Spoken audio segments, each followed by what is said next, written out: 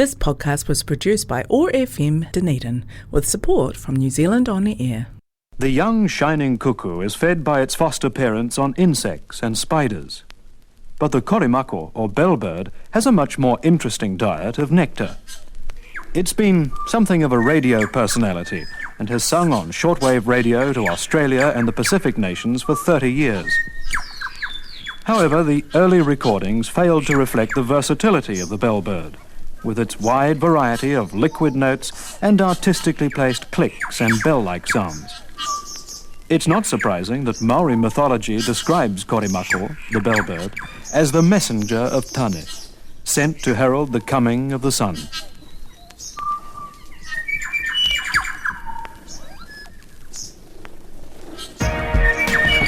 Community or chaos? We can construct and nurture community or fall into chaos. Over the next hour, Marvin Hubbard hosts conversations toward creating a fairer, more equal society. Community or Chaos is made possible with the support of Quakers Aotearoa. You'll find them online at quaker.org.nz.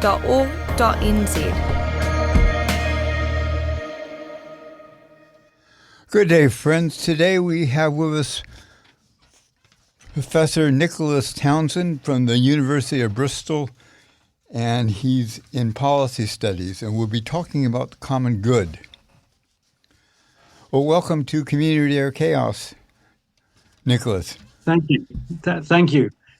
Just to say, I'm not at the University of Bristol, so I can't claim that affiliation. Oh, sorry. I'm an independent scholar at the moment. So just in case anybody from the University of Bristol was listening, I thought I should just clarify that. Okay. You can podcast this by going to oar.org.nz. Well, but who are you attached to again at the moment? Well, at the moment, for some time, I've worked as an independent scholar and lecturer and teacher. In the past, I've worked in the context of the University of Kent in the UK and the University of Lampeter in Wales, but I'm not attached to one particular institution at the moment. I do quite a lot of teaching work for a body in London called Christian Action Research and Education, which runs an education program for recent graduates, and I do a lot of teaching there. Okay, thank you for that. Very briefly, what motivated you to write about the common good? Yes, that's a good question.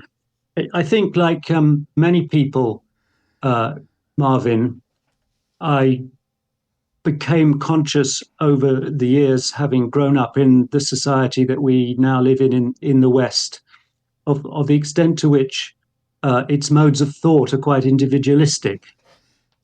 And I think it took me till I was well into adulthood to realize the extent to which my own ways of thinking were deeply formed in individualistic ways. And I could tell a long biographical story, but it wouldn't be appropriate here, as to how I came to appreciate around about the age of 30 the way that my own mindset hadn't understood properly some of the ways in which to live well, to be a flourishing human being, really depended deeply on participatory goods which only exist as we together participate in shared actions that generate them. And one can give examples that we all take for granted, that are sort of basic in human lives, like friendship, for example, long-standing friendships. I'm fortunate to have friendships still with people I was at school with, which is several decades ago now. And that's by way of example. And another example to make the point that I find very helpful is the example of choral music, the music made by a choir. If we think about what's going on when a choir is singing, we have different people doing different things, singing different parts, all at the same time. And the music they generate through that shared activity, doing different things, simply couldn't exist at all for anyone unless those people did those different things together at the same time to generate the music. So choral music is a good example of what we might call a small scale, a common good. It can only exist in common. It's not something that individuals just by themselves could simply choose to have, because it only exists if there's a certain coordination among a group of people doing different things together. Then choral music can exist, but none of those people could individually choose it apart from the common action that generates it. Team games is another excellent example. You know, you can't have a game of rugby or a game of cricket unless you've got a certain number in those cases of people doing different things together at the same time. Such things are irreducibly or intrinsically common goods. And I think you asked what in effect was a biographical question, and I think I came to appreciate not just that goods like that exist, but there's a sense in which to live well as a human being is in fact to live inherently in relationship with other people, good quality relationships. And what it is to live well is found only in a life which is lived inherently together with other people, generating such goods as those examples over the long term. So the human good, what it is to live well as a human being, is itself, on the basis of those sorts of analogies, those examples I've given, it's something we can only enjoy inherently in common with one another. So the human good is itself a common good. What you said reminded me of jazz. If you listen to a really good jazz group, and if one of them is playing a solo, if they're really good, you notice that they're all there. They're all not only listening, but they're supporting the person doing the solo, even though they may not be playing. In fact, it reminded me of a meeting for worship, the way people can support each other sometimes. Yes, both excellent examples. Can you talk about the common goods and the common good? Yes, sure. So I've given a few examples of small-scale common goods initially. Friendship, singing in a choir, a group of jazz musicians, to pick up on your example. So they are small-scale common goods, or we might call them micro common goods. And by way of contrast, we can speak about the common good at an overall, in an overall sense, at a macro level, where we think of a whole society. It could be a city like Dunedin, or it could be a small town, or it could be a whole nation like New Zealand or the United Kingdom. And when the phrase is used, the common good, it's referring to, it's making the claim that for a whole society, whether it's a city at the level of a city or the level of a nation, or some other whole community, its shared life itself is, at least can be, should be seen as an inherently common good. Isn't that where a society really works, and when people feel like there's a common good and they're accountable to each other? Is that, well, I mean, you believe there is such a thing as society. I would take it. Yeah, well, yes, that's a very interesting reference you've made there, implicitly to Margaret Thatcher, I think, which I could comment on in a moment, who famously said, although one has to read the whole of her quote in context, but she's famously frequently quoted as saying, there is no such thing as society. But yes, to respond to your question, this idea that there is the common good of the society as a whole has a very, very long history in political thought. It goes right back to the ancient Greek philosopher Aristotle. And I think perhaps the best way to understand it is indeed to think about the kind of city that he lived in, which was Athens, much, much smaller than even a relatively small city like Dunedin in global terms now, just several thousand people in it. And for Aristotle, the common good was the good of the city. And what he meant by that is that for its citizens, they would participate in its shared life through their contributing to the deliberation about its government. How should we do things together? What shall we decide together for how this city should be run?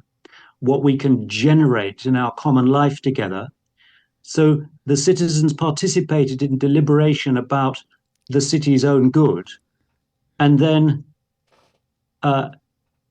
assigning different roles to different citizens, they acted in ways that would then generate the good of the city that they had deliberated about and would then keep on deliberating about. So the common good became the good for each citizen through their deliberation and their action to generate it. And at the same time, it became the good of the city as a whole. So for the citizens in ancient Athens, democratic ancient Athens, to use our word, democratic, the ancient word would have been republican. For in Aristotle's understanding, for the citizens of Athens, for them to live well as human beings was to participate in the shared activity that in itself generated the common good of the city. So their own good, their own flourishing of human beings, he understood as inseparable from the common good of the city. So, and I think a way of explaining that just slightly further that's helpful is to think back to the example of the choir singing again. Because when a choir sings, the good that is being generated is the music itself, and its generation is entirely simultaneous with its production. It is in the singing itself that the good of the music is generated. So each person's participation is entirely inseparable from each person's benefiting from the good that they themselves are generating. That might sound like a little bit of a conundrum putting it like that, but it's a very simple point, and in a sense a very obvious point, that with goods like that, their existence is inseparable from their production. It's completely different from, say, the instrumental effort, the effort we have to make to build a product like a house, for example. There, we engage in a collective task to produce a result that is separate and later, and then we make use of it later on once the collective task of producing it is complete. But in the case of a common good, its generation is inseparable from the good itself and from the benefiting from it that people enjoy. Do you think that the present pervasive idea that all goods can be provided through market mechanisms and should goods such as sanitation, water be left totally to the market provision? Yes, well, you're bringing us to contentious and very big political questions there, Marvin. There is another kind of good which we haven't spoken about yet, which, let me mention, this interview came partly out of a piece of writing I jointly did with Dr. Séverine Deneulin some years ago, which contrasted common goods and what economists call public goods, common goods and public goods. And what economists call public goods are something different, something definitely different. They are goods which, if they're there for anyone, they're there for everyone. If they're there for anyone, they're there for everyone. An obvious example is street lighting in a city. If it's there for anyone, it's there for everyone. Another example is national defense. If the country is being adequately defended by its army and navy and air force, and that's proving successful, then everyone benefits from that. No one is excluded from it. Road signage, flood control infrastructure like dams and levees and sea walls. If they're there, then everyone benefits, if anyone benefits. So that's what economists call public goods. There are lots of other examples as well. Clean air, for example. Public open spaces like Flagstaff, a hill there in Dunedin, which I climbed when I was there a couple of years ago, a couple of times, in fact. It's there for anyone and everyone at the same time. It can, in that case, get overcrowded, but other examples aren't subject to the problem of overcrowding. Now, some of those public goods, they can only be provided by state authorities because there is no incentive whatsoever for any operator in the market, any company in the market to provide them, because nobody is going to be able to, they're not going to be able to set up a price mechanism to distribute them because they are necessarily there for everyone. So one kind of good that defies the assumption that was implicit in the question as to whether all goods can be provided through market mechanisms is public goods, at least certain public goods. But then when we come back to common goods, I think that the same is true. So that if we think about some of the inherently common goods that most people actually appreciate most in their lives, like enduring friendships or good family life, then those things as such cannot be bought and sold in marketplaces. They can only exist over a long period of time because of the way in which people participate in the common action that generates them. Of course, to exist, whether it's a family or the people who are friends together or similar, they need some money to enable them to do also all the various things that the family does together, or that the friends do together, which might be, playing golf or going tramping or something. So it's not as though money is not necessary for those goods to be enjoyed, to exist and to be enjoyed, but the goods themselves are not capable of being bought and sold in the marketplace. I would suggest that, for instance, we've had the experiment of electricity used to be a public good in New Zealand, provided by the electricity department. And it was decided in the late 80s that it should be left to the market. And what we've seen is that the price of power has continued to go up. The efficiency of gathering power and providing for dry years and for the future has lessened. And so the actual, the idea that the main purpose of power for the generators is to make good dividends for the stockholders has had a perverse effect on electricity and the users, not just private citizens, but we've had industries in the provincial areas that have gone bankrupt or no longer used because the cost of electricity, the cost of power has gotten too great for them. Yes. We in the UK have had a very similar experience as you describe, especially with water supply, which was privatized in the late 1980s nearly 40 years ago now, and there are manifold problems that have emerged for just the sorts of reasons you refer to.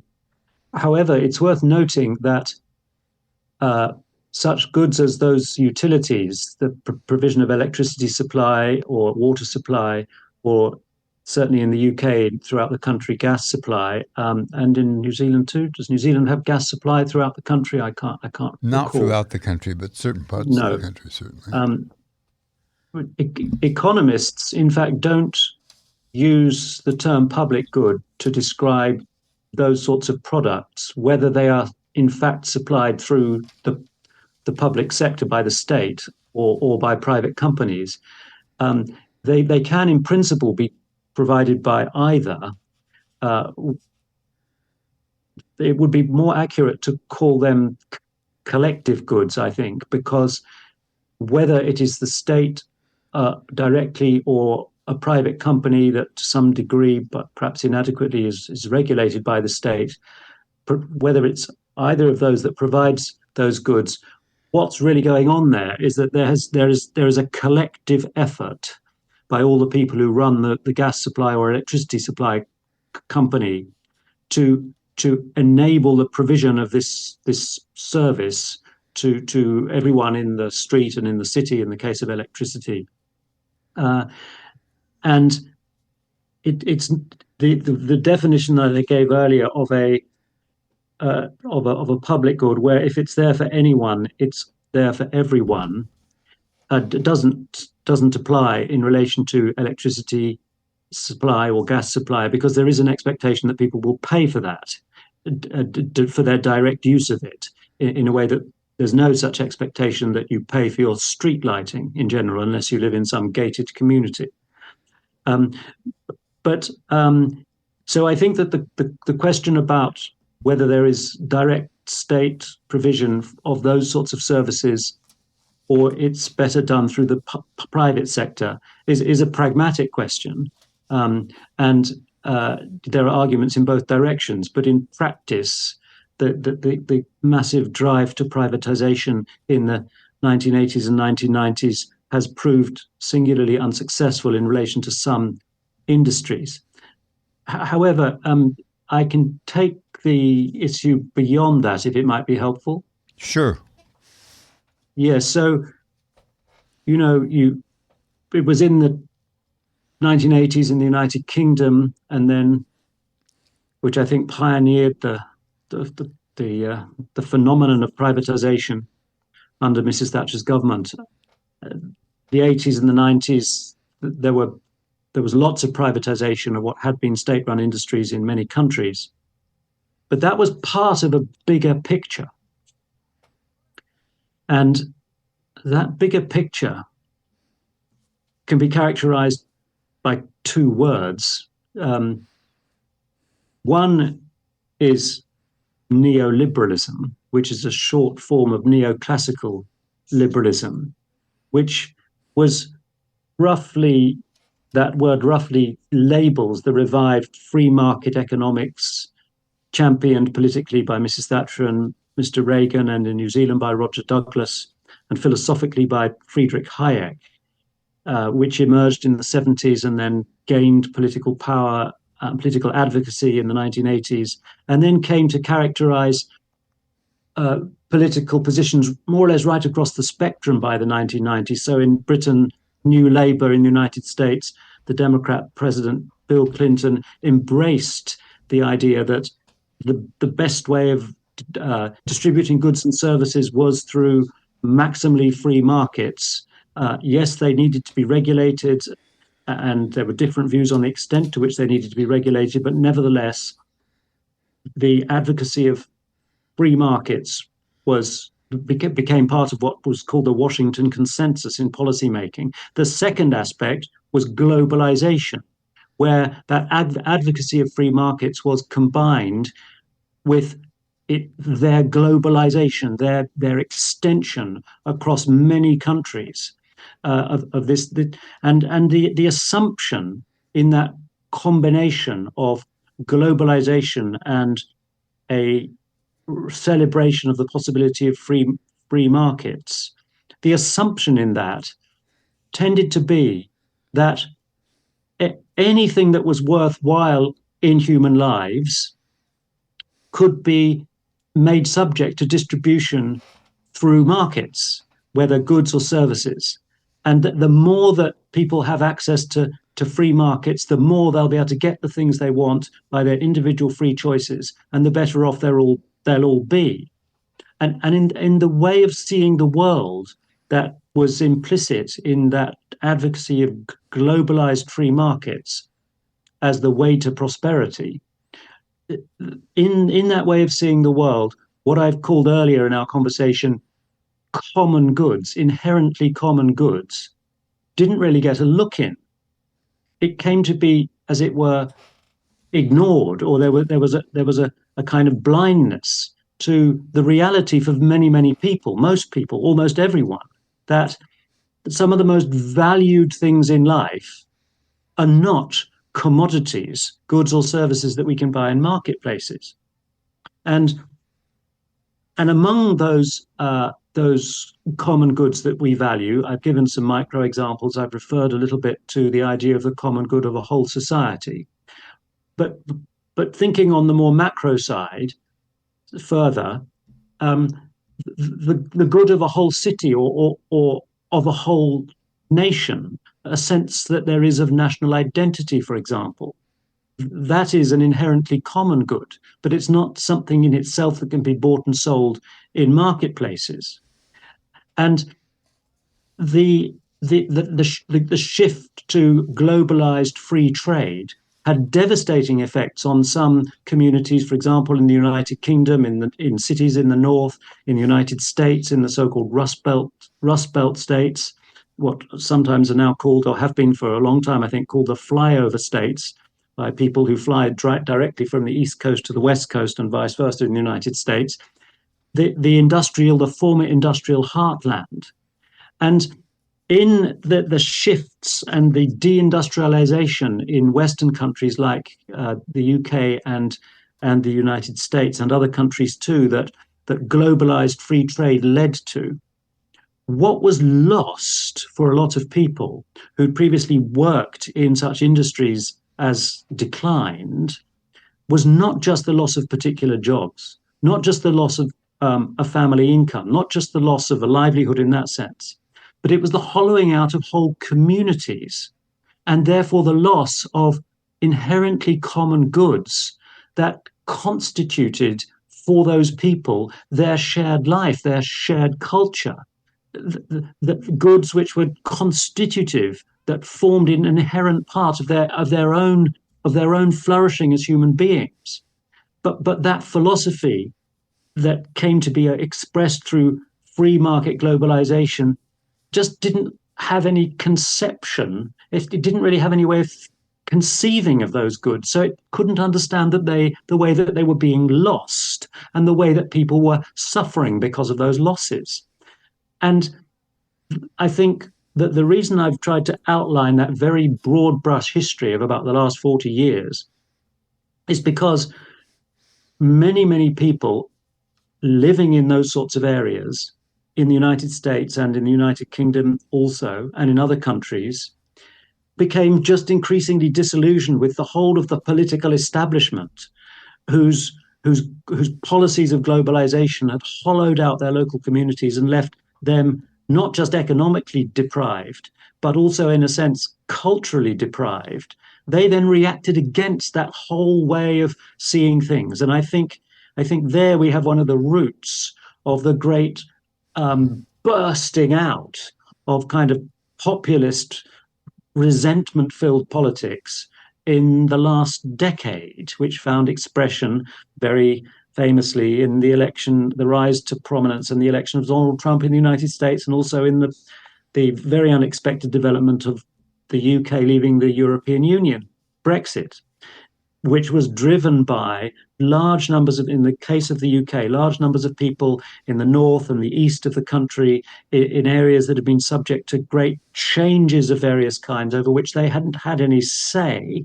There was a big reaction against that because of their sense of their loss their loss of something. They felt culturally, not just economically, but culturally left behind. And that was because of the loss of, as it were, inherently common goods that had characterized their communities. And in a sense, therefore, their reactions were perfectly justified, at least understandable. And so I think that that's to pick up on your earlier question, but to expand its scope in a way. I hope that those broad brush remarks make some sense, Marvin. They certainly do to me. One of the things I was thinking about is when you were talking, do you think countries like Scandinavia, where, for instance, in Sweden, they did stop building ships, but at the same time they tried to create jobs and planning for the people that were affected. They took into account the effects of changes, and the government took responsibility. They more or less took responsibility for the common good and governed. Well, yes. I mean, I don't know enough about the examples in Scandinavian countries, but I think similar policies were pursued in Canada, for example, where communities had lived off fishing, for example, but then there was a big decline in fishing. And so there were government policies to enable communities to get through those difficulties, not just a naive reliance that knew that the market would generate new economic opportunities just like that, as it were, the magic of the marketplace. So I do think that indeed it would have been, and to the extent that similar circumstances now arise or arise in future, it matters very much that governments find ways of recognizing the importance and the value of irreducibly common goods, cultural goods, that are really important in people's lives, and find ways of sustaining those even through necessary economic change. It's an incredibly important policy aim in principle. I think in some ways it's a great tragedy that globalization of the market and global law and humanitarian law got confused and mixed up. So when people thought of globalization, they didn't think of the United Nations so much or international health care. No. They thought of free trade, and they thought, and if they were in areas where they lost out greatly by free trade, they associated that with globalization. And so when they turned against free trade and neoliberalism, they also turned against international globalization to some extent. Yes, I think there's a lot of truth in that. The term globalism has come to be used probably only within about the last decade, I think, as a general label for all forms of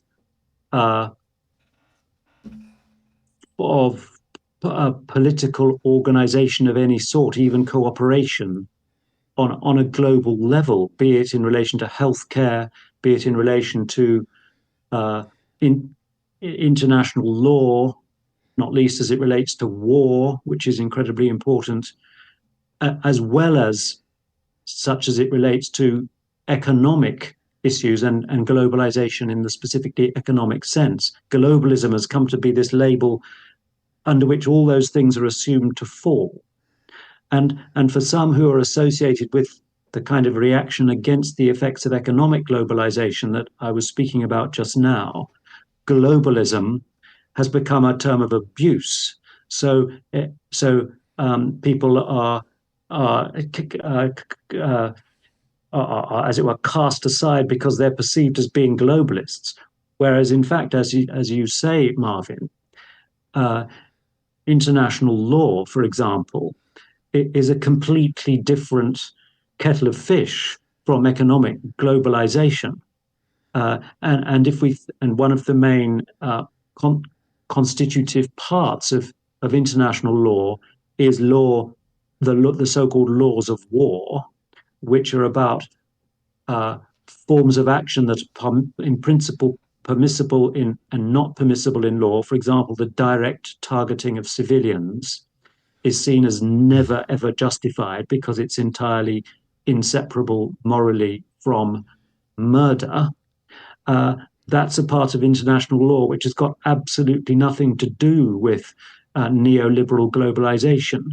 But sadly, the whole set of such forms of global cooperation have been thrown together under this heading globalism, and people are throwing out all sorts of babies with bathwaters in respect of those things. And it's incredibly important that political leaders find ways of enabling a recognition of the importance of international law and international institutions like the United Nations, which, after all, is remarkably new in human history. It's only formed after the Second World War, after the early failed attempt to generate something similar to the League of Nations between the First and the Second World Wars.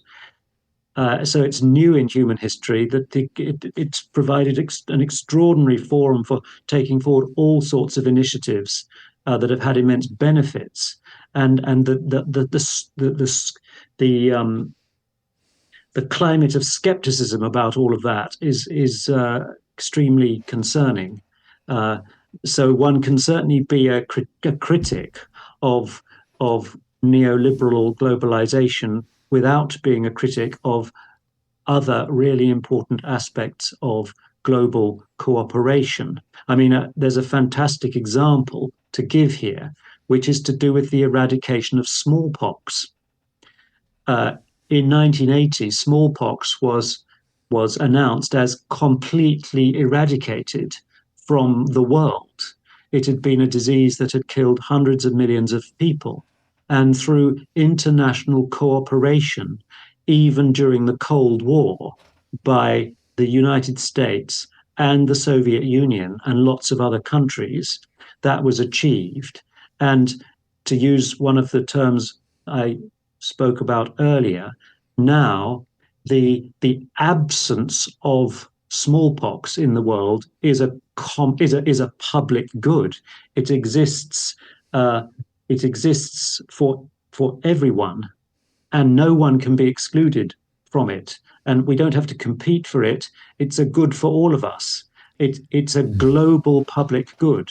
And that was achieved through astonishing cooperation on a global level among countries that were otherwise enemies.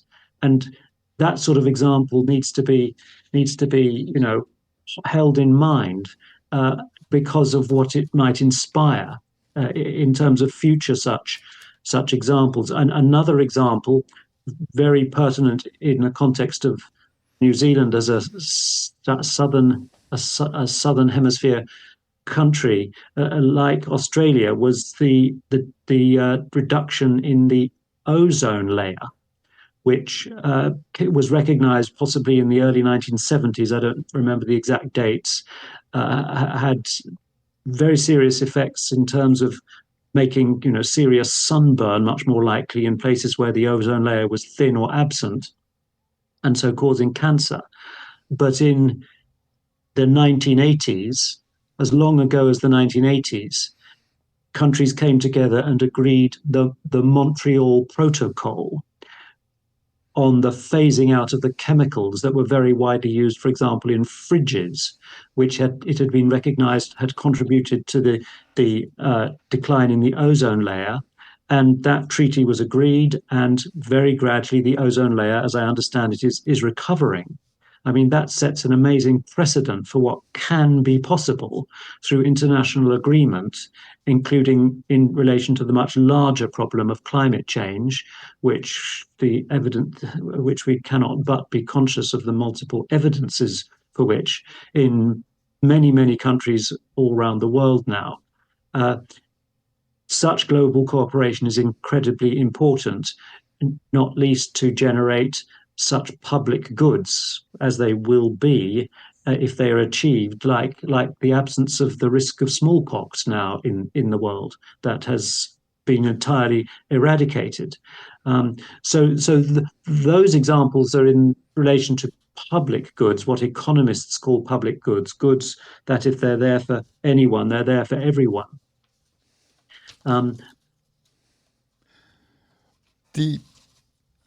I would suggest that one of the reasons, I'm getting ahead of ourselves in some ways now, for not recognizing climate change or not doing and not mitigating has been due to the idea of the profit motive being more important than almost any other factor in the life of politics and business. And many businesses, particularly in the energy, oil and mining section, have realized that dealing with climate change might affect their profits, but also the whole idea that dealing with climate change might also make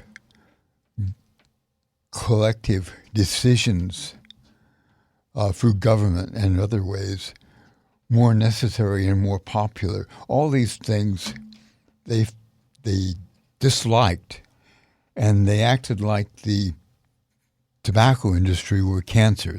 First they denied it, and then they came for all reasons why we really don't have to do much about it, and that we're not really responsible.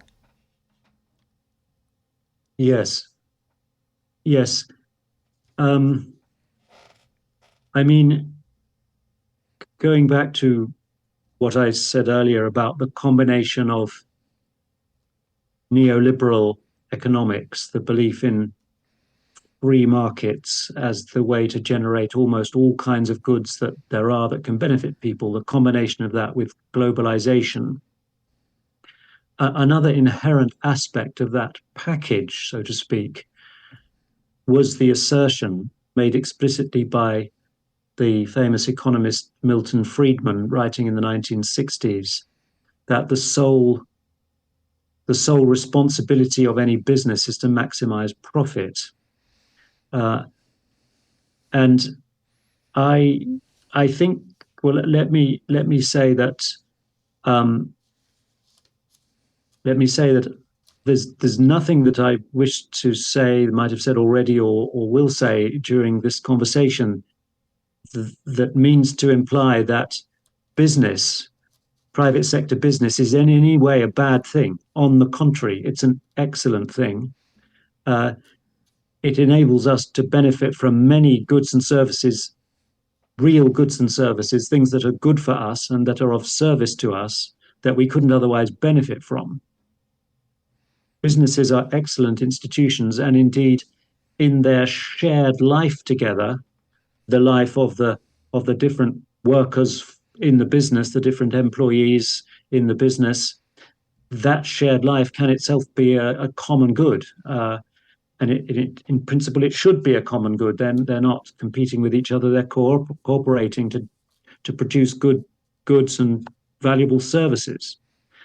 But the problem with Milton Friedman's idea that the sole responsibility of any business is to maximize profit is that it distorts everything in business. It distorts what is supplied to market. So do we supply orange juice or apples, or do we supply cigarettes or some poison nerve gas or something, to take some extreme examples? On the basis of Milton Friedman's point, a business should supply whatever will gain it the maximum profit, irrespective of whether the product actually is any good for people or not. So it might supply products, to take a less extreme example, which have a single point of failure, as they say, and will break after 3 years, even though in principle they could last 10 years, because that means that they'll keep on selling these intentionally dodgy products and be able to maximize their profit.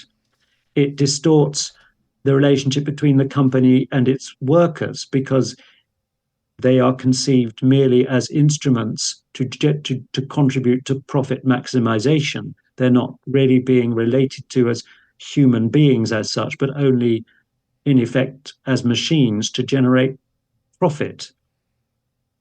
The proper purpose of a business isn't to maximize profit, although to make profit, to make sufficient profit to stay in business and to have funds for investment is incredibly important. But the primary purpose of a business is to provide goods that are actually good for people and services that actually benefit people.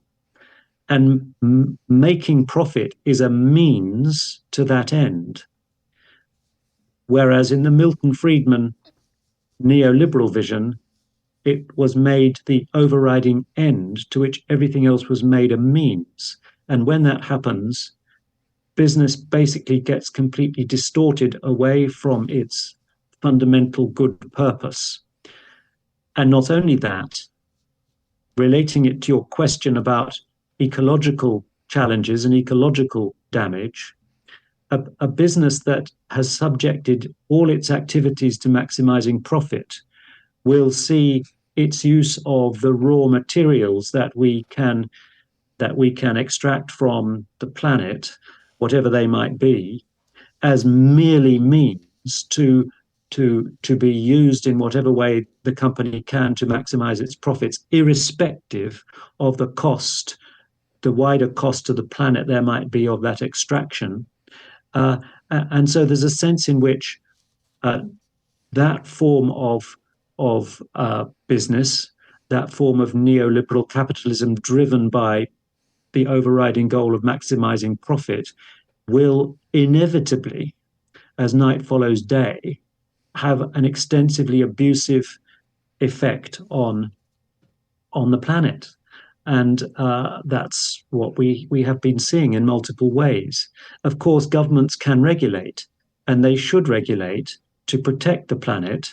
But that doesn't mean that in principle it isn't primarily the responsibility of companies that are seeking to provide good services and provide good services and supply valuable goods to people, that it's their responsibility to act to avoid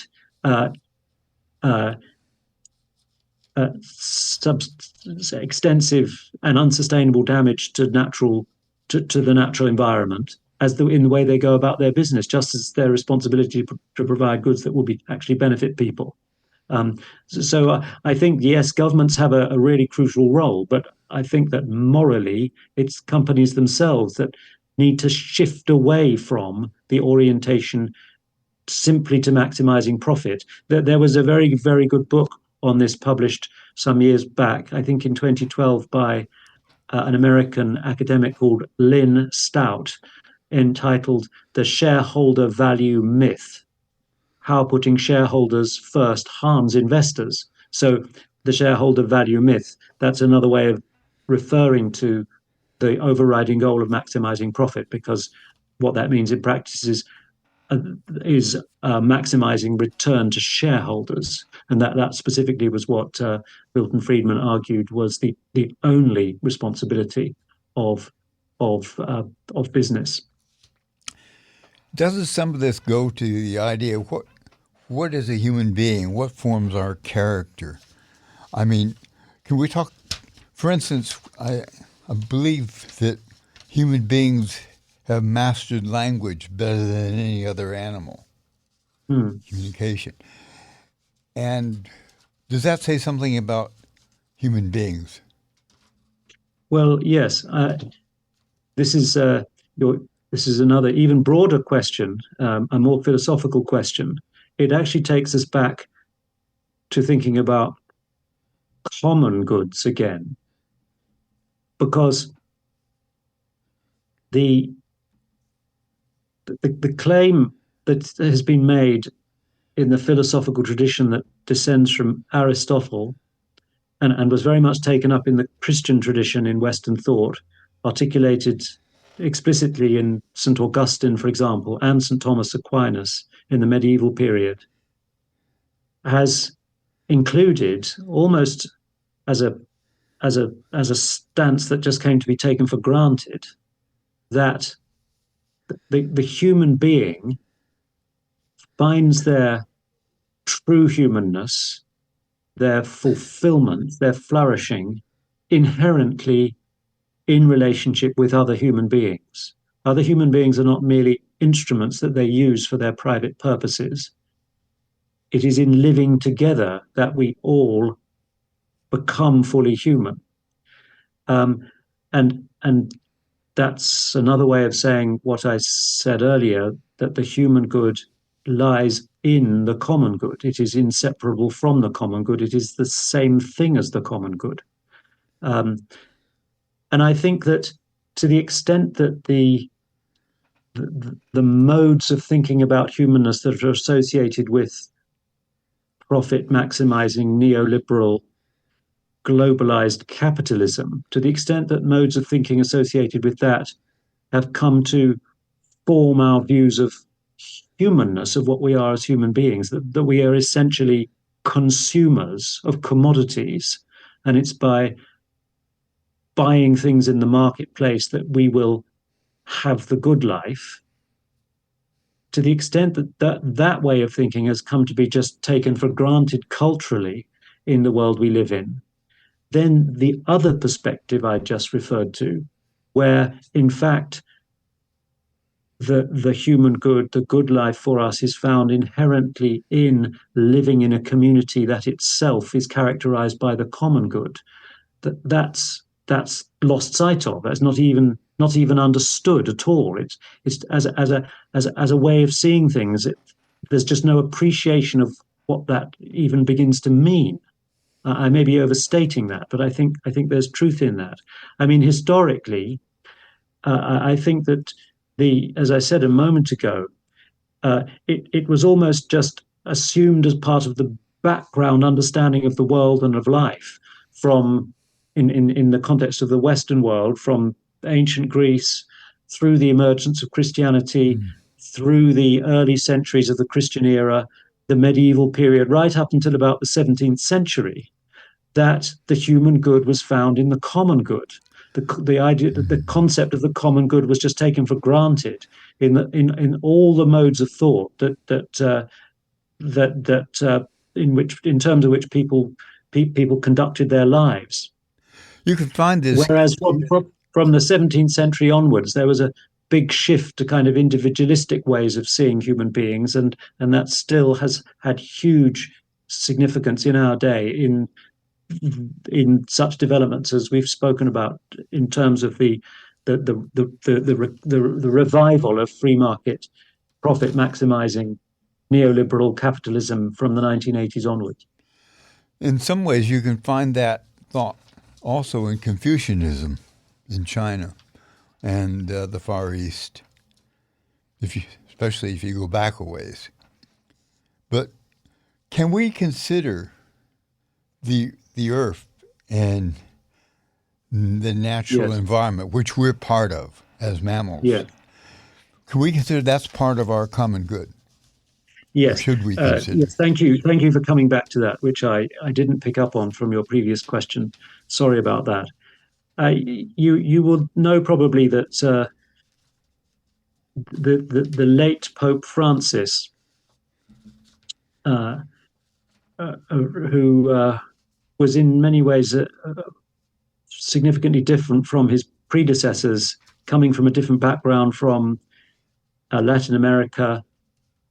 He among the great concerns that he had were to do with your question there, and he famously published an encyclical letter in 2015 called Laudato Si, in which he speaks about our common home, the whole planet being our common home, and in that there is articulated, you could say, a vision that goes beyond the common good, as I've been describing it, to include a vision of relationships not only among human beings, which is what the concept of the common good focuses on, but a vision of relationships with all the other different kinds of creature that make up our common home. It's almost an extension of the concept of the common good to include relationships between human beings and non-human beings, animals, and all other forms of life on the planet. And so one could speak of the ideal of the common good in our common home. I mean, it's only in the last, say, half century, perhaps a little bit longer now, that we've come to have a sense of the possibility that we human beings could actually wreck our common home. I mean, perhaps the original consciousness of this came through the invention of nuclear weapons, the ecological consequences of the use of which would be incredibly devastating. But quite apart from that, I think that an understanding of the likelihood of global warming began to emerge in the late 1960s into the 1970s and had come to be pretty widely accepted among all scientists in this area. By the mid-1980s, it is still astonishing that there are some who don't accept this science because it is so long and so well established now. And so there has come to be this recognition that previous generations and people in previous centuries, in a sense, didn't have at all, that we ourselves could wreck our common home and make it uninhabitable. You know, one could say that a climate that is conducive to human living and to the living and flourishing of other kinds of animals, but thinking specifically about human beings, one could say it's a great example of a public good. It exists for everyone if it exists for anyone. It's something we all need. If it exists for all of us, nobody can be excluded from it. So it's a global public good, and yet it's one that is now threatened. You know, we are very fragile as a planet. I mean, you know, the distance we are from the sun, we are not Mercury. It would be impossible for human beings to live on Mercury. It just so happens we have this planet with its atmosphere that is conducive to human living, and yet it is now vulnerable. Okay, thank you very much for being with us and for defining the public good and the common good for our common home, and the obligations we have, and the obligations particularly that politicians and governments have for the common good and the common home which we live in. Thanks a lot. It's a pleasure to be with you this evening. Thank you very much, Marvin. This podcast was produced by OAR FM Dunedin with support from New Zealand On the Air.